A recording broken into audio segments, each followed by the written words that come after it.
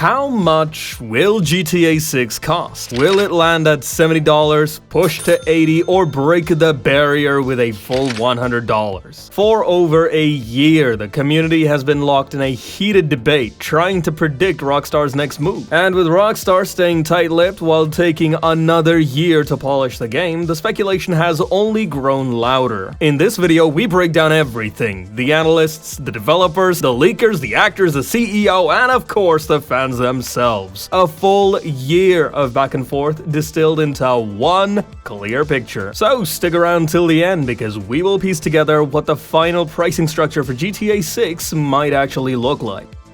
Let's first start with the most feared topic, the $100 pricing. And to be honest, this is the most debated one too. Let's look at the people who have been talking about it non-stop for the past year. In January 2025, analyst Matthew Ball suggested GTA 6 might be the one game bold enough to push pricing past the usual $70 wall, which could actually save gaming too. He said there is real hope that Take-Two will price GTA 6 at $80 or even $100, mainly because development costs keep rising. According to him, if any game can reset the industry's expectations, it is this one. After all, Take-Two helped move the industry to £70 back when the PS5 and Xbox Series consoles launched. Michael Dowse, publishing director at Baldur's Gate 3 developer Larian, came to his support, saying, "You're not supposed to say this out loud." In March, another analyst jumped in with an even louder take. Michael Pachter claimed Take-Two is preparing to sell GTA 6 at a price point the industry has never seen before. According to him, Rockstar could encourage players to pay $100 or more by bundling the game with a big pile of GTA Online currency, which honestly sounds exactly like something GTA fans would fall for.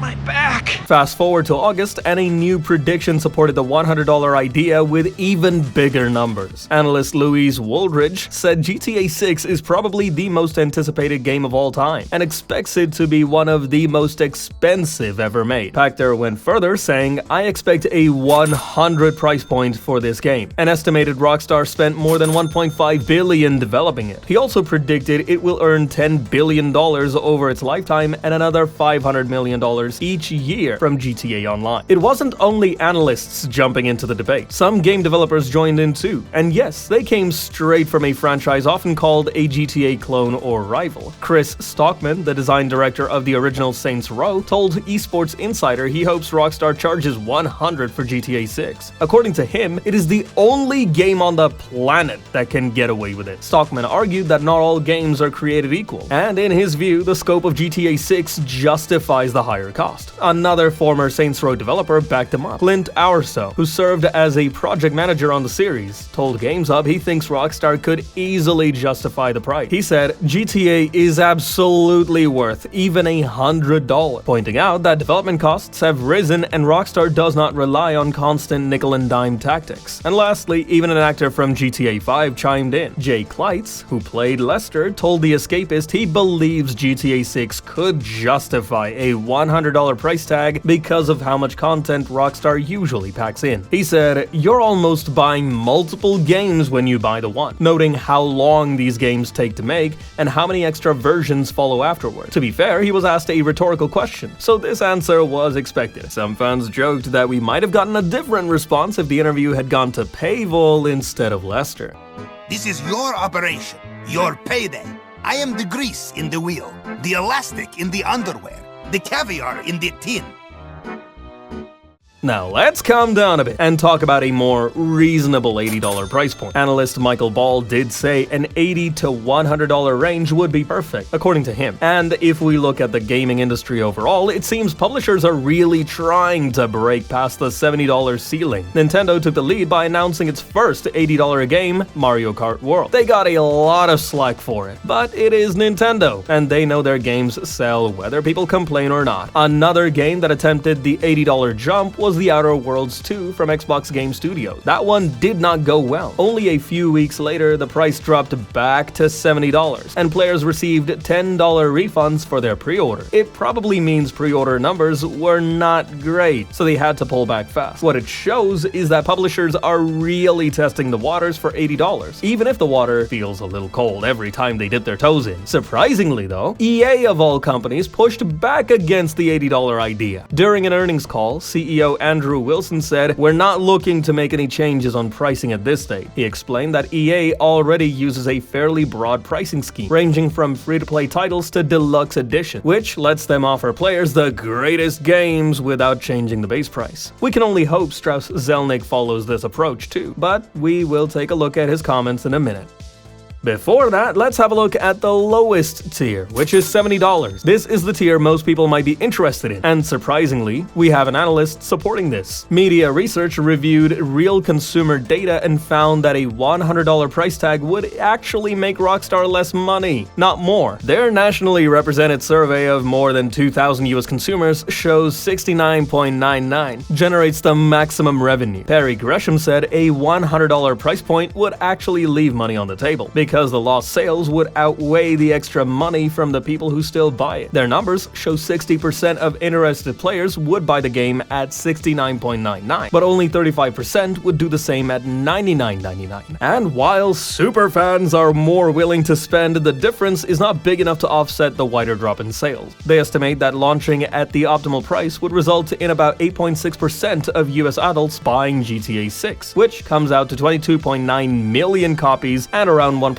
billion in revenue. It shows just how huge the game's potential audience is, and why locking people out with a higher price would hurt Rockstar more than it helps. Responding to Michael Ball's $100 push, well-known analyst Daniel Ahmed said, "I'd be surprised if this happens," arguing that Take-Two could technically afford to lower the price, though he added that they will not. He pointed out that GTA Online earns so much money that raising the base price is not necessary. Ahmed also said, "Besides, you don't need to raise prices when a good chunk of pre-orders will be for a $100 SKU with bonuses anyway." In other words, enough people will voluntarily buy the expensive edition that Take-Two does not need to force everyone else into a higher base price. Even an insider supported this sentiment. Millie A shared a proposed pricing structure that sounds much more traditional than the $100 panic we have been hearing about. The standard edition is listed at £69.99, the deluxe at £89.99 with early GTA Online access, and the premium at £109.99 with first access to GTA Online. Now, the GTA Online access part does sound strange, and many of you in the comments have spoken against the credibility of this insight, but at least they were sort of right about predicting the second delay for GTA 6, so their claims are still worth keeping an eye on.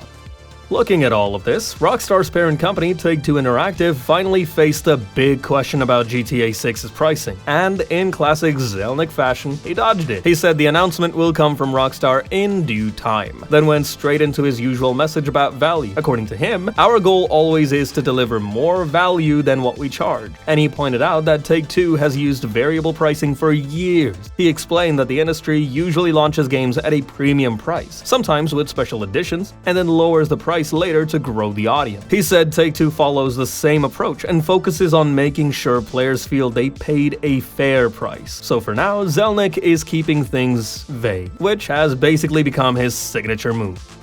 So, we have looked at the analysts, game developers, actors, and even the CEO himself. But what about the gamers? The people who actually pay for and play the games? Let's have a look at the community. And yes, we are ignoring those engagement baiting accounts claiming they would happily pay $150 or $200 for GTA 6. No, we are not counting those. A Reddit post called out Kleitz's comments, questioning why anyone would cheer for a $100 price tag before seeing the final product. One user argued that if the game is actually good, it will sell on its own, pointing to GTA 5's 200 million copies as an example. Others in the thread said they believe the price should stay at $70. User Asexual Alien 95 said, "I strongly believe it should not exceed $70. They will generate billions from it for the next decade." But not everyone agrees. In a separate thread, some fans said they would happily pay $100 or more. One user claimed that Mario Kart World's $80 price tag justifies GTA 6 costing at least $120. $70. Someone else even claimed they would pay $500 for the game. Some believe Rockstar might be playing a mind game, letting the community panic so everyone feels grateful when the price ends up at $80 instead. And yes, there are still fans insisting it should not go above $70 at all. To be honest, many people already feel squeezed hard enough by bills, groceries, and gas prices, so a higher game price is not exactly the kind of plot twist they want. Now, everyone is giving their opinion, so why not share our 2 cents as well? We believe the real cash cow for GTA 6 is the online component, and putting a $100 price tag on the base game would shrink the funnel. From a business standpoint, $70 seems like the ideal price, but we do not live in an ideal world. And if other publishers start shifting to $80 by then, an $80 price point might make sense for Rockstar too. A likely structure would be a standard edition at $79.99, a digital deluxe at $99.99, and a premium or ultra edition around $109.99, with early access and a few extras. The FOMO alone would move a huge chunk of players toward the higher tiers, while the standard edition looks reasonable in comparison. As for the analysts and developers cheering for $100, it is worth noting that many of them see more upside for themselves if Rockstar breaks the barrier first. They know Rockstar is the only publisher that could set a $100 precedent and still have the community accept it. Once that happens, every other publisher